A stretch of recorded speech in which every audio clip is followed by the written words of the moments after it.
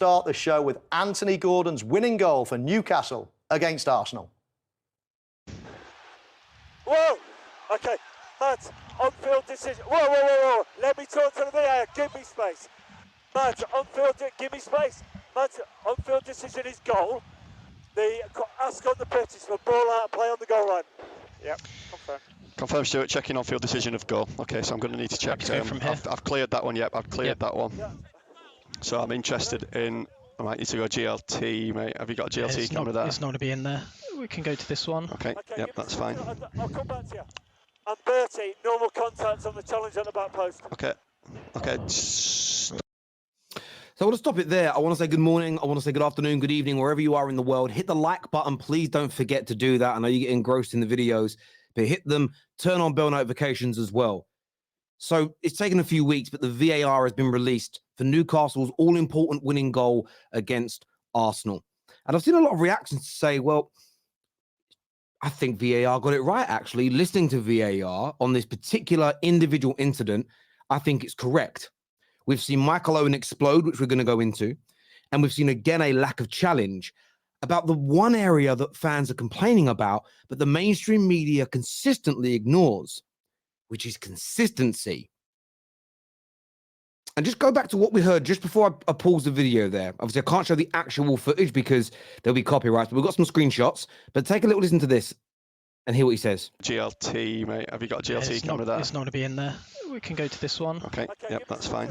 I'll come back to you. And Bertie, normal contact on the challenge on the back post. Okay.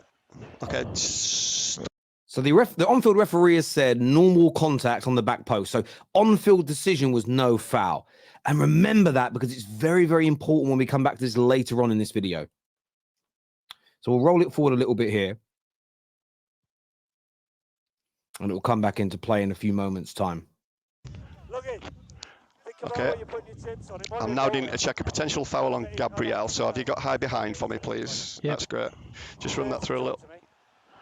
Stu, we've cleared the ball staying in. We're now checking for the back post challenge, mate. From the other end, which might be better. Yeah, Okay, no problem. There could be a handball in there as well. I don't see a specific foul on Gabriel. I see two hands on his back, but I don't see anything of a push that warrants him flying forward like that.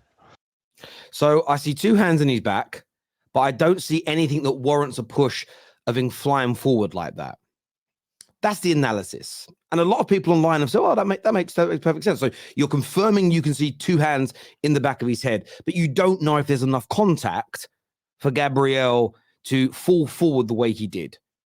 You don't think there's enough contact to impede him from getting his head to the ball, which you can clearly see he's trying to get under and sort of jumped almost vertically in the air so he can head it backwards and high enough to not go into his own net and for Joe Linton not to get to it. You're saying that you do not think there is any evidence of enough contact there to make him fall forward. Now, that's a very interesting breakdown indeed, because for me, you can clearly see there's contact because he's unable to jump back up in the air. There's no way Gabriel does what he does when he can quite easily clear it if there's no contact. Does that make sense? Because Gabriel is going to get his head to this ball and clear it. Why would he play for the foul and potentially concede a goal if he can just head the ball clear? Doesn't make any sense to me. But we'll come back to this one later. It's very important later on in the video, so stay with us.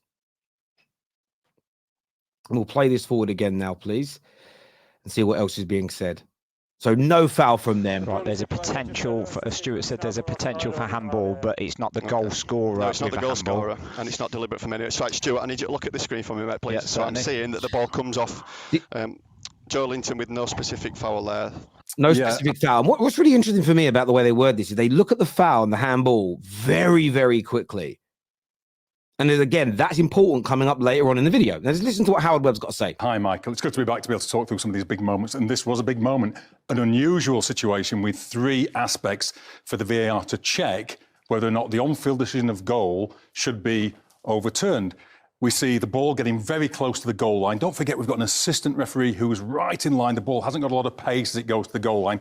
So he's looking right down the line better than any of our cameras. And we know the ball's curved, so it can be overhanging the line. And we need evidence that it's that it's out, and we don't have that here. The ball then comes over and Joe Linton challenges Gabriel and could be a foul, might be a foul. The VAR decides that the evidence from the footage isn't clear enough to intervene. So evidence not clear enough to intervene. Remember that.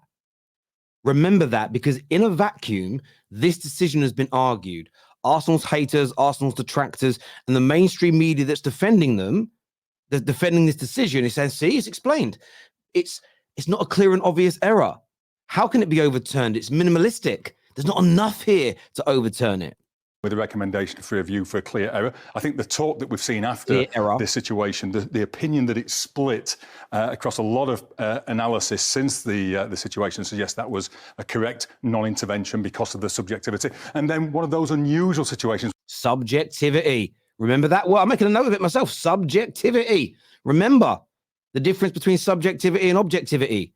Data, evidence, facts. Remember. Where the ball goes between two players and trying to identify exactly when the ball leaves Joe Linton is really difficult to establish because of the players being so close together. So, again, no conclusive evidence that Gordon was offside when the ball was last touched to him. And therefore, the VAR went through that diligently and identified no clear evidence to intervene to overturn the goal. So the process actually was correct.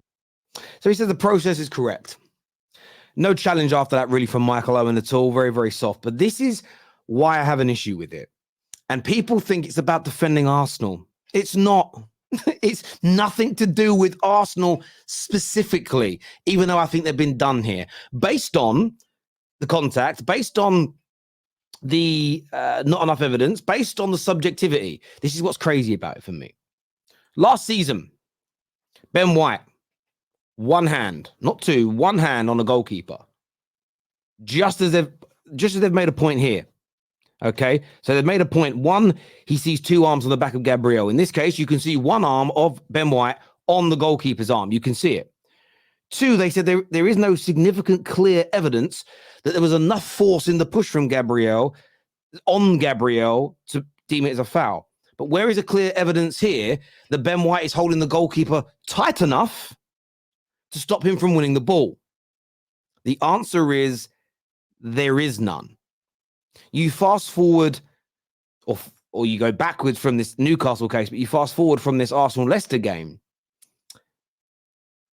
Rasmus Højlund, there is clear proof that he put his arm upon Rodri. Absolutely, categorically, no doubt he did.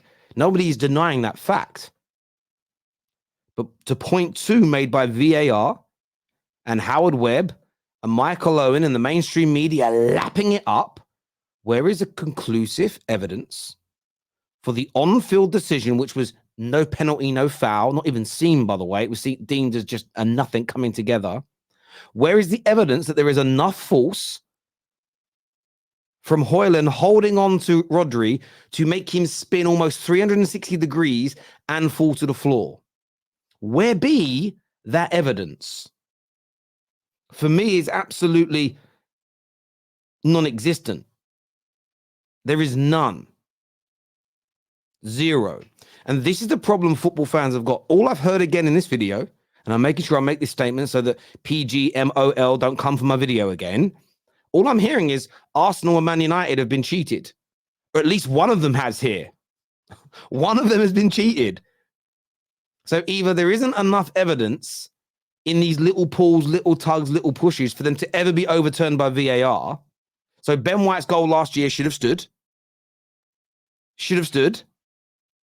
This penalty should never have happened. The game could have gone differently. The seasons could go differently with these decisions. But yet, it wasn't a foul from the Newcastle player. So when they speak about subjectivity, this doesn't make sense because you've made clear decisions in recent times to disallow goals or award penalties for the exact same thing that you said wasn't a foul in the Newcastle versus Arsenal game. Now, Newcastle fans, please don't get upset with me. I'm not attacking your club. You've done nothing wrong. I'm talking about the consistency behind their nonsense subjectivity. They pick and choose, but clear and obvious is a get out clause. Subjectivity is a buzzword to get out of these bad decisions. And in a vacuum, yes, you can understand why the Newcastle goal stood. In a vacuum, you can understand it. But in the reality, when you look at the consistency and the body of work from VAR, based on all the other penalties they've given and all the other goals they've disallowed, for this goal to stand, it's an abomination.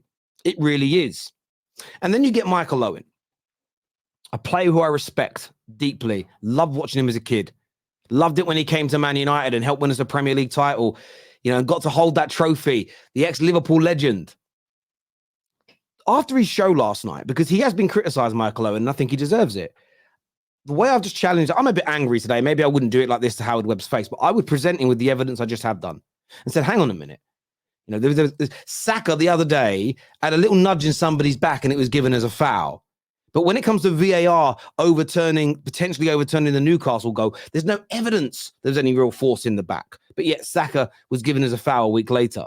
I would have shown him the Ben White footage. I'd have shown him the Man United footage and said, okay, point 1, you can see contact. Point 2, there's no evidence there was enough contact for it to be a foul. Can you please, with detail, explain and describe to us the differences in these situations?